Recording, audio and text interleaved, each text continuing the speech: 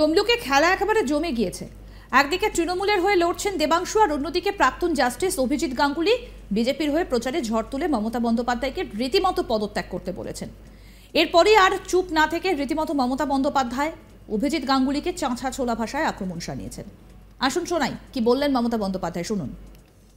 আর যিনি এখানে দাঁড়িয়েছেন তিনি ভাবছেন এটাও বিচারালয়, তাই তিনি কখনো বলছেন পদত্যাগ করতে হবে। আমি বলি আগে নিজে দেহ ত্যাগ করুন, তারপরে পদত্যাগের কথা বলবেন। আগে প্রথমে নিজের লজ্জাটা ঢাকুন।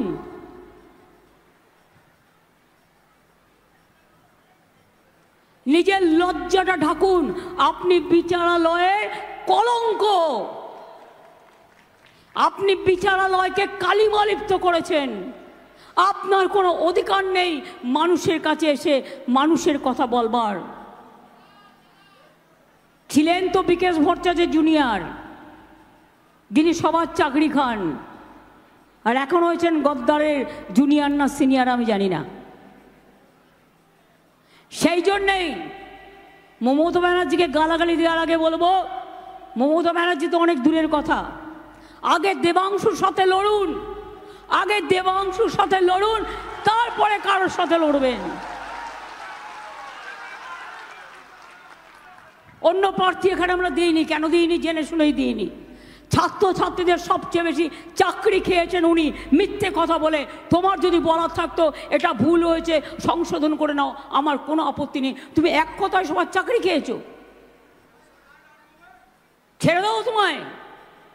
দেবাংশুকে আমি বলবো, যাদের চাকরি গেছে সেই পরিবারগুলোকে নিয়ে আসবে এবং তাদের দুঃখের কথা মানুষের কাছে বলবেন।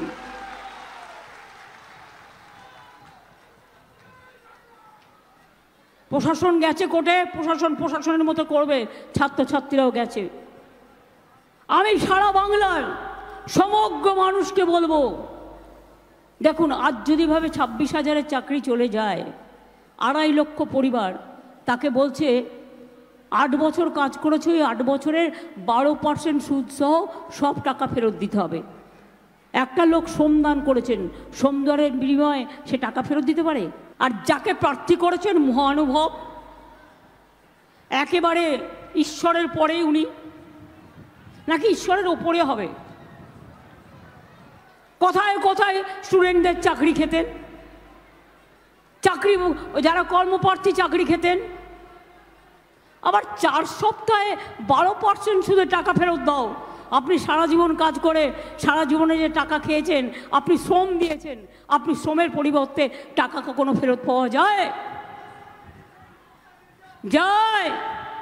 একই ফেত আমি চাই, দিতে হবে।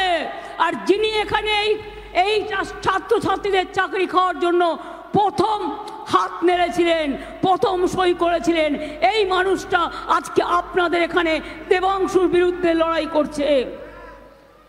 আগামী দিন ওনার কাছ থেকে বিচার পাবেন? কোনো বিচার পাবেন? বিচারকের উনি হচ্ছেন, কি বলবো, ভাষা আসছে না।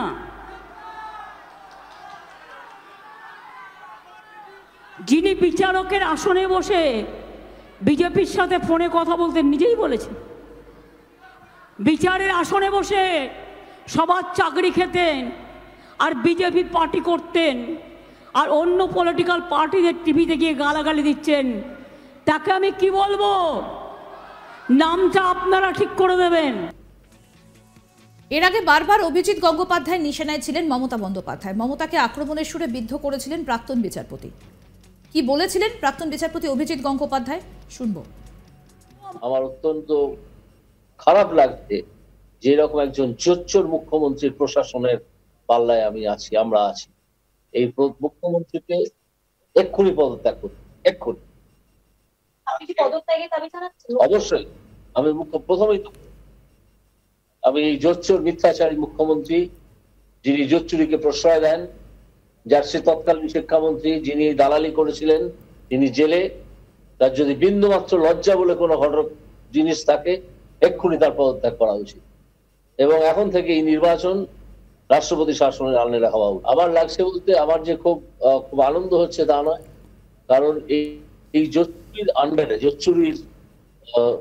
জোচ্চুরি দ্বারা নিয়ন্ত্রিত আমরা হচ্ছি, এখনো হচ্ছি বিভিন্ন ক্ষেত্রে। তাই আমি মনে করি আজকে আমাদের খুব একটা আনন্দের দিন নয়। আদালতে ধরা পড়ে গেছে, আমার হাতেও ধরা পড়েছিল যখন আমি আদালতে এই মামলার বিচার করছিলাম।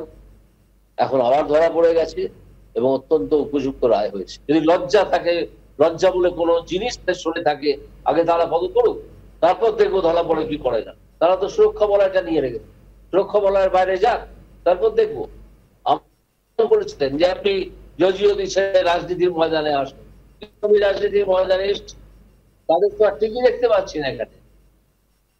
তারা সুরক্ষা বলয় ছেড়ে নেমে আসুন, দেখা যাক সিবিআই তাদেরকে গ্রেপ্তার কর কি করেন। এমন নয় যে তারা ওখানে থাকলে গ্রেপ্তার হবেন না, হতেই পারে, কিন্তু সুরক্ষা বলয়টা তারা ছাড়ুন। মুখ্যমন্ত্রী হিসেবে রয়ে গেছেন একজন নির্লজ্জ মিথ্যাচারী মানুষ। বলেছেন তিনি, আমি পড়েছি যে তার যারা জেলে আটক আছেন যে মন্ত্রীরা, তারা নাকি তারা নাকি আন্দোলন করতে গিয়ে গ্রেপ্তার হয়েছেন। কি আন্দোলন? স্বাধীনতা আন্দোলন। জোচ্চুরি করছিলেন তাই গ্রেপ্তার হয়েছে। প্রকৃত ক্যান্ডিডেটদের, প্রার্থীদের বাদ দিয়েছেন, দিয়ে চাকরি বিক্রি করেছেন, কোটি কোটি টাকা রেখেছেন বান্ধবীর বাড়িতে, সেই জন্য আপনারা গ্রেপ্তার হয়েছেন। এই মুখ্যমন্ত্রী তো ক্ষমতায় থাকার বিন্দুমাত্র আর কোনো কারণই নেই, কোনো অধিকার নেই। আরো কঠোর হয়েছে ডিভিশন বেঞ্চ, আরো কঠোর হয়েছে। যতটা কঠোরতা আমি দেখাতে পারিনি, এবং আমি মনে করছি ডিভিশন বেঞ্চ অত্যন্ত উপযুক্ত কাঠিন্যের সঙ্গে সব দিক বিচার করে একটা রায় দিয়েছে, এবং এতে আমি অত্যন্ত আনন্দিত। তবে আজকে আনন্দ প্রকাশের দিন নয়, কারণ এই জোচ্চোরদের অধীনে আমরা আর থাকতে চাই। এর পাশাপাশি শুভেন্দু অধিকারীর নাম না নিয়ে সুর চড়িয়েছেন মমতা বন্দ্যোপাধ্যায়। রীতিমতো গদ্দার বলে সম্বোধন করে আক্রমণ শানিয়েছেন তিনি। শুনবো কি বললেন মুখ্যমন্ত্রী। যদি কেউ জিজ্ঞেস করেন হলদিয়াতে আপনার কি কি আছে, নন্দীগ্রামে কি কি আছে, বাড়িঘর কি কি আছে, সম্পত্তি কি কি আছে, মাছ ধরতে দান কিসে করে, পেট্রোল পাম্প কাদের আছে, সব যদি জিজ্ঞেস করতে চান কোনোদিন কোনো উত্তর পাবেন না, কারো বুকে সাহস নেই। যদি কেউ জিজ্ঞেস করেন হলদিয়াতে আপনার কি কি আছে, নন্দীগ্রামে কি কি আছে, বাড়িঘর কি কি আছে। আরো আপডেট পেতে দেখতে থাকুন আজ তাক বাংলার ইউটিউব চ্যানেল, সাবস্ক্রাইব করুন।